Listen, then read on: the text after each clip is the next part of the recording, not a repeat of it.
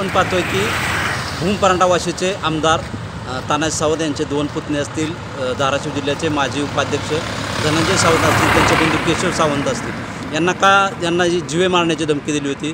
या जीवे मारण्याच्या धमकीच्या निषेधार्थ परांडा शिवसेना शिंदे गटाच्या वतीनं परांडा शहर बंदची हाक आहे ती देण्यात आली होती।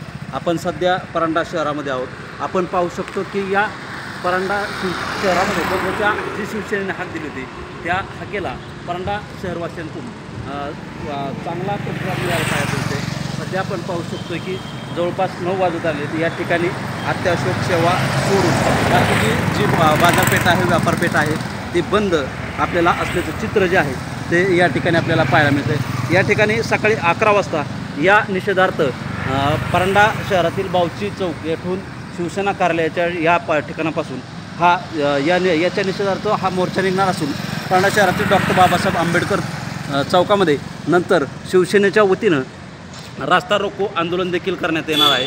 व यावेळी जे धाराशिव जिल्ह्याचे माजी उपाध्यक्ष धनंजय सावंत आहेत त्यांनी यावेळी बोलताना सांगितलं होतं की वरिष्ठ पातळीवर पोलीस प्रशासनाकडून आम्हाला कुठल्याही प्रकारचे सहकार्य होत नसल्याचा आरोप देखील त्यांनी केला होता। विधानसभेपूर्वी देखील गोळीबार झाला होता, त्या प्रकरणाचा देखील अद्याप तपास लागला नाही। त्यानंतर ही घटना जी आहे ही दुसरी घटना देखील घडल्यानंतर त्यामुळं कुठंतरी आमचा जीव गेल्यानंतर प्रशासन याकडे लक्ष देणार का व काही दिवसामध्येच मी मुख्यमंत्री देवेंद्र फडणवीस असतील, उपमुख्यमंत्री एकनाथ शिंदे असतील यांची भेट घेऊन या गोष्टीबाबत न्याय मागणार असल्याचंही त्यांनी यावेळी बोलताना सांगितलेलं आहे। शीतलकुमार मोठे, TV9 मराठी, परांडा, धाराशिव।